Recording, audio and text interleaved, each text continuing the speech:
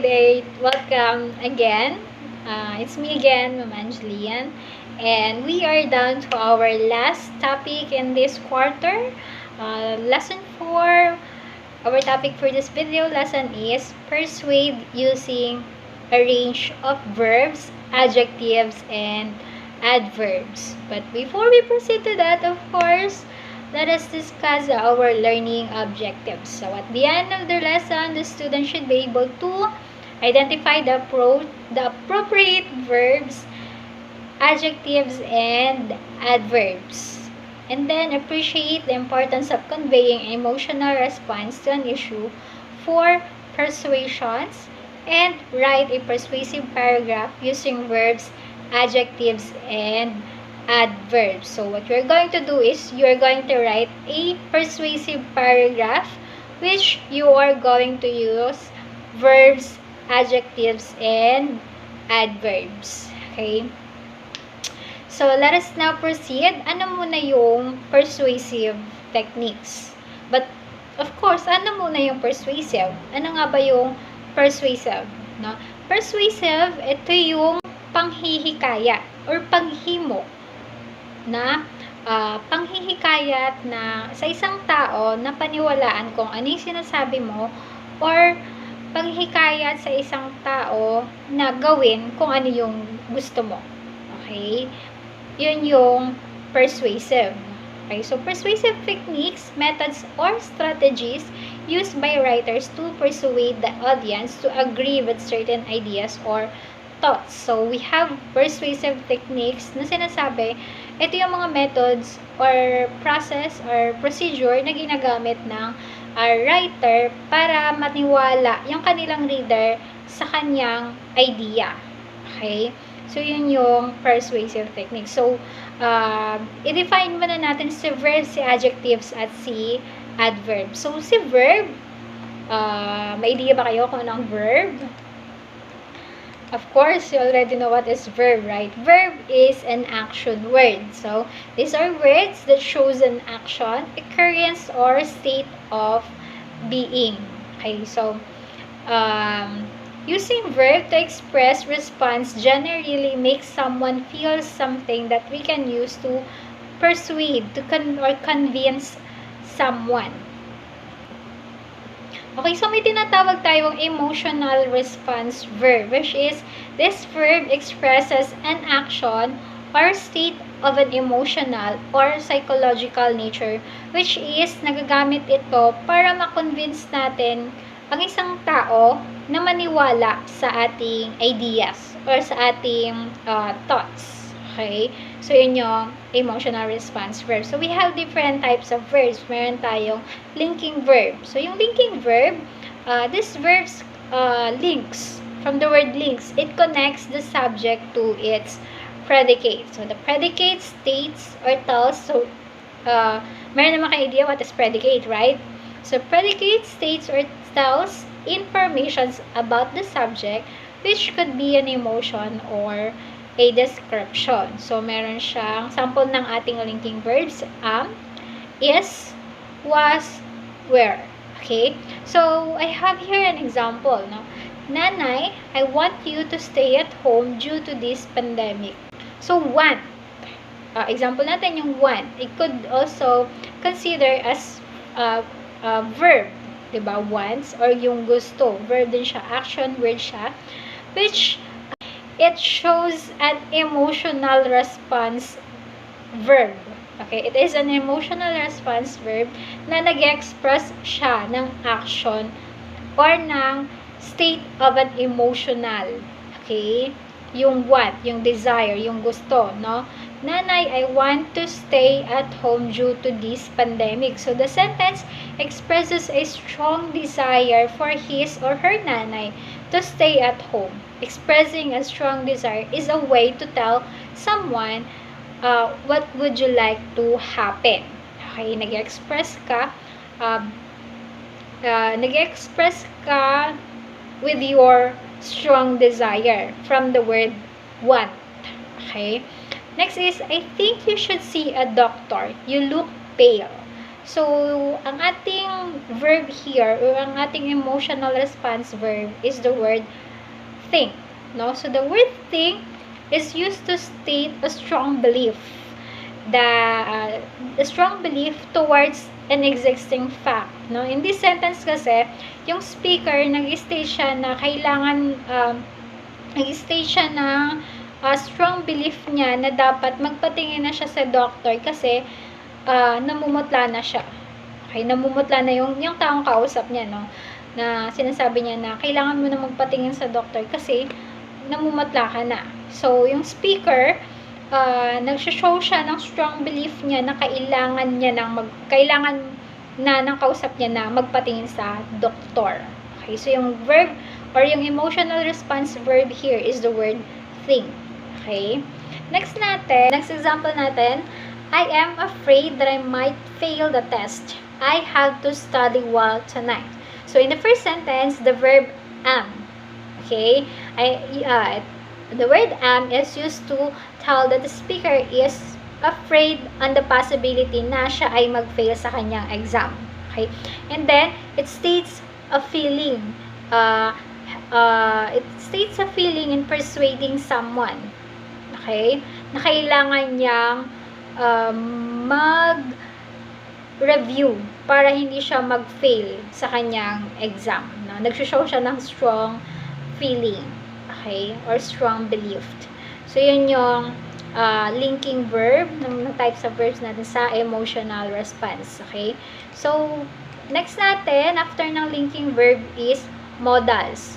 Yung modals naman, these are verbs that expresses suggestions or recommendation in which is an effective way to convince or persuade someone. Okay? Ginagamit rin ng modals sa pag-convince or sa pag-persuade na panghihikayat, no? Models natin here is the first model natin, could. Could, it is used to give a suggestion which a person may or may not follow.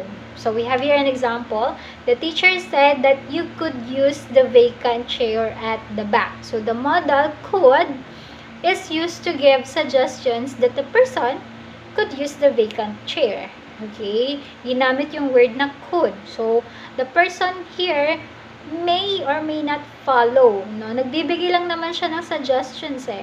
Could, you could. The teacher said that you could use the vacant chair at the back. So, nagbibigay lang siya ng suggestion na pwede mong gamitin yung upuan sa likod. Okay? So, depende na yun sa taong kausap kung susunod siya or hindi.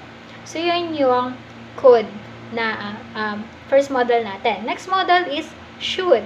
So, yung word na should, it also used to give us suggestions but more insistent. Nagbibigay rin siya ng suggestion pero more insistent siya, no? Mas mapilit ito. Kung kanina, depende sa iyo kung susundin mo o hindi. Pero itong should, dapat mong sundin. Okay? The word or the modal should used to give us suggestions but more insistent than the modal could. Okay? You should tell her not to go. Example natin. You should tell her not to go. So, the modal should is used to suggest that the person needs to follow what the speaker tells. Okay? Needs. Kung kanina pwede mong sundin o hindi. Ang should naman, kailangan mong sundin. Okay? So, that is the second model. Next model natin, ought to. Ought to. Okay. It is used to formally give an advice or a recommendation usually coming from an expert. So, this one, it comes from the expert na, no? Sa mas mataas na, sa taong sanay na sa isang bagay, okay? Or from the mataas na yung katungkulan, no? So, it is, ought to. Example natin, the government recommends the people ought to follow health protocols when going outside. So, meron tayong mga health protocols daw na kailangang sundin ng tao. So the modal ought to is used to formally suggest that the following health protocol is important, no? Galing na yun sa mas nakakataas, no? Kautusan ng mas nakakataas sa'yo na kailangan mo sundin para sa kaligtasan. Kaligtasan mo. Okay? So, next model natin is had better. Had better, it is used to give a recommendation by presenting the possible negative consequence if the advice is not followed. Kapag hindi sinunod yung advice, merong negative consequence, no? Yung possible negative consequence. Example natin here, tomorrow is our final exam. You had better study well tonight so that you won't fail this semester. So, the model had better is used for possible negative consequence to serve as a warning. So, nagbigay siya ng warning na kapag hindi ka nag-study ngayong gabi, pag hindi ka nag-review ngayong gabi, possible kang bumagsak ngayong semester. Okay? So, nagbigay siya ng consequence. Okay? Ng negative na pwedeng mangyari. Okay? Kapag hindi niya sinunod. Diba? Next model natin, number 5, must.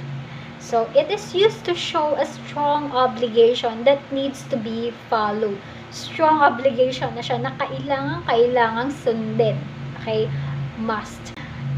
Example natin, it looks like it's going to rain. You must bring an umbrella. Okay, so the model must is used to express the strong obligation to bring an umbrella. Okay, kailangan mong magdala ng umbrella kasi mawalanan ka. At pag nawalanan ka, magkakasakit ka. At bawal magkasakit. So, yun.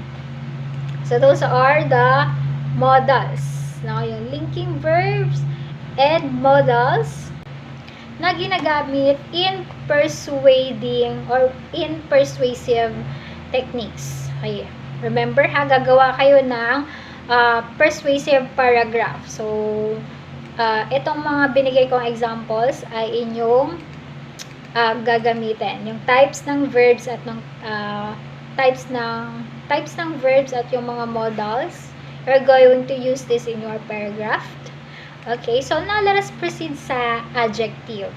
So, ang adjective naman, kung ang verb, it is an action words or words that shows an action, occurrence, or state of being. An adjective naman, it describes the noun and pronouns.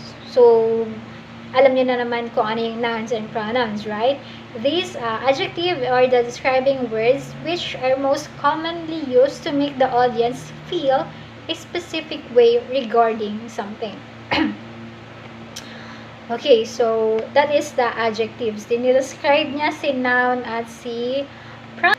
Example natin, number 1, Paulo Coelho, the author, inspired me to a greater effort. So the word here, inspired, is the adjective which describes the positive of the speaker, the positive feeling of the speaker about being able to do great things kasi na-inspire siya doon sa author.